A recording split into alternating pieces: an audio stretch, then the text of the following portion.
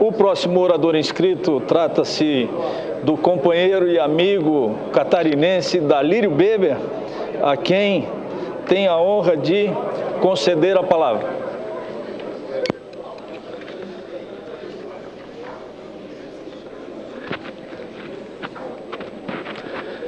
Senhor presidente, senhoras senadoras, senhores senadores, a sucessão de fatos destes últimos meses, todos muito negativos à sociedade brasileira, nos remete ao jargão dito reiteradas vezes por personagens de destaque da política nacional dos últimos anos. Pois bem, nunca antes na história do país se constatou tanto desacerto na condução da política econômica, atestando a incapacidade de gestão do governo. Os desacertos hoje constatados são consequência de medidas mal concebidas ao longo destes últimos 13 anos, bem como a falta de determinação de adotar medidas que pudessem assegurar a continuidade sólida do desenvolvimento do país. As questões de hoje não são conjunturais. Se agravaram enormemente por falta de visão e de ações estruturantes, pois não era difícil de antever que o período de bonança teria fim. E um governo previdente toma medidas com antecipação, até porque o governo dispõe de todas as informações e projeções relativas à evolução da economia da nação.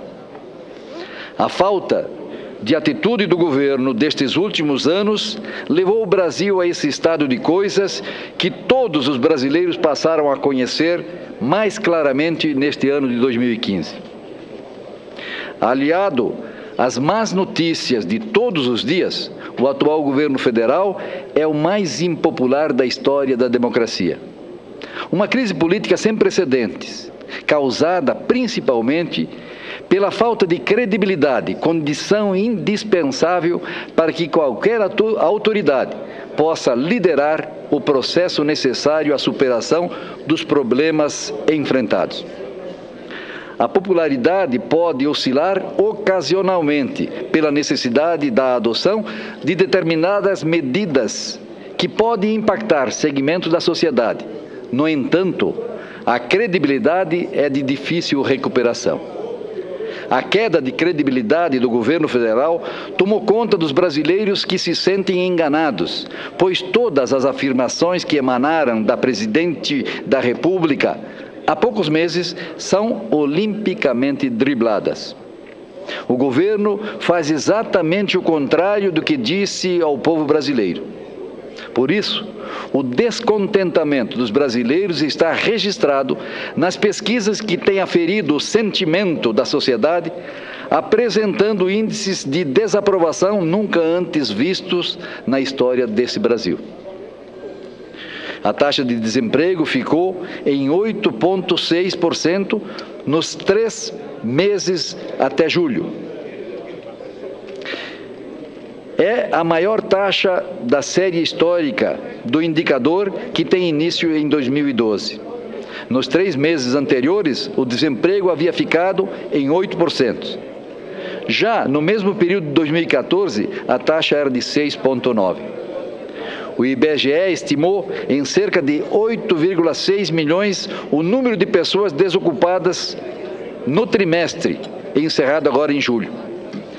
3 meses antes, eram 8 milhões, o que aponta para uma alta de 593 mil pessoas desempregadas. No confronto com os meses de julho de 2014, o número de desocupados cresceu em 1,8 milhão, estimativa também do IBGE, ou seja, uma alta de mais de 26%. O mercado continua dispensando pessoas a perder carteira de trabalho assinada. A perda de carteira de trabalho significa perda de estabilidade, perda de dignidade de milhões de mantenedores e de famílias.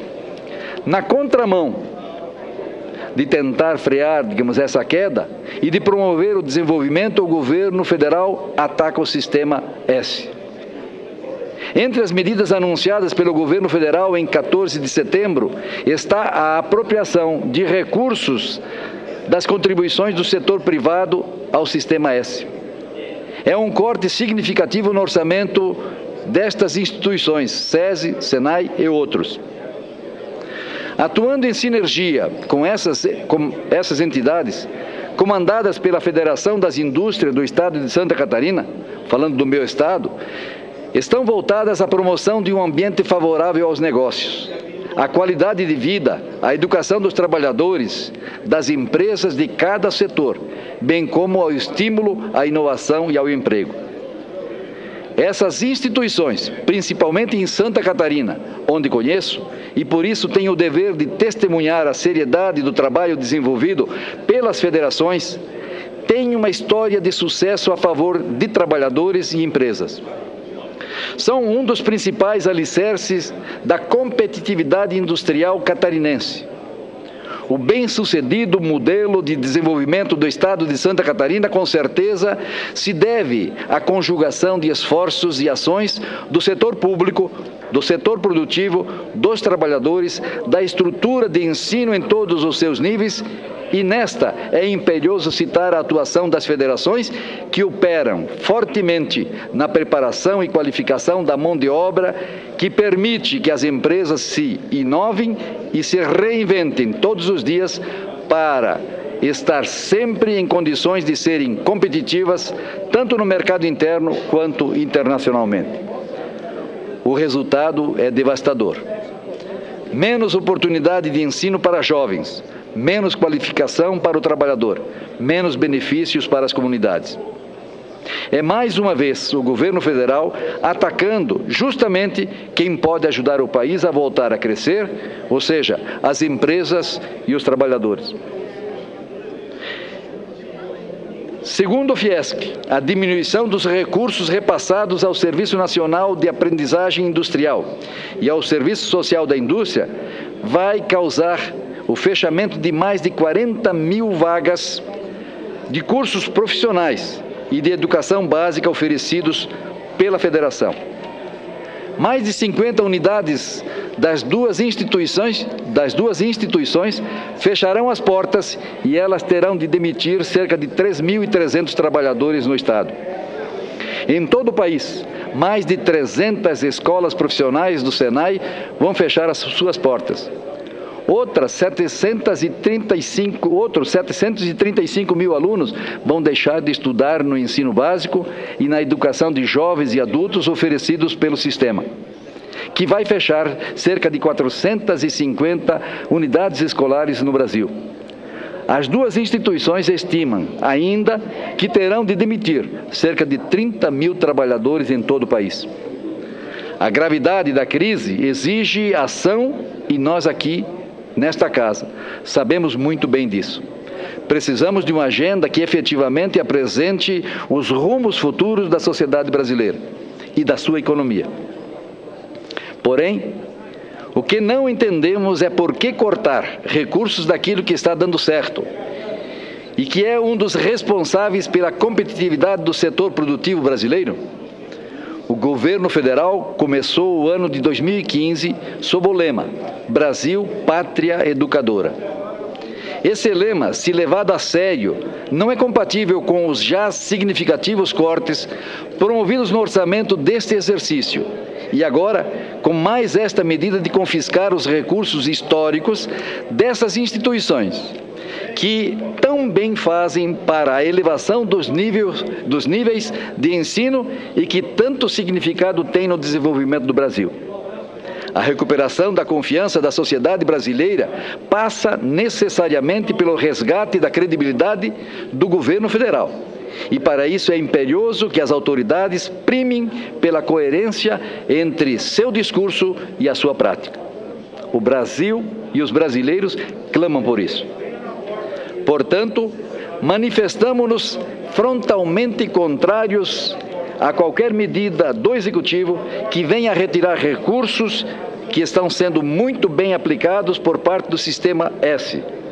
sobretudo na capacitação e educação de trabalhadores, na educação de seus filhos e em programas de saúde e segurança do trabalhador.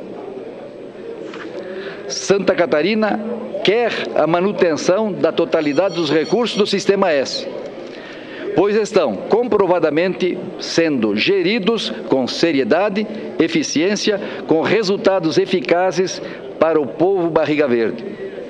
Por isso, conclama todos os parlamentares catarinenses a fazerem a defesa desta causa, bem como a todos os parlamentares brasileiros a também defenderem a manutenção dos recursos até então assegurados ao Sistema S, pois imagino que o bem que eles representam para Santa Catarina também se reproduz nos demais estados brasileiros. Presidente, quero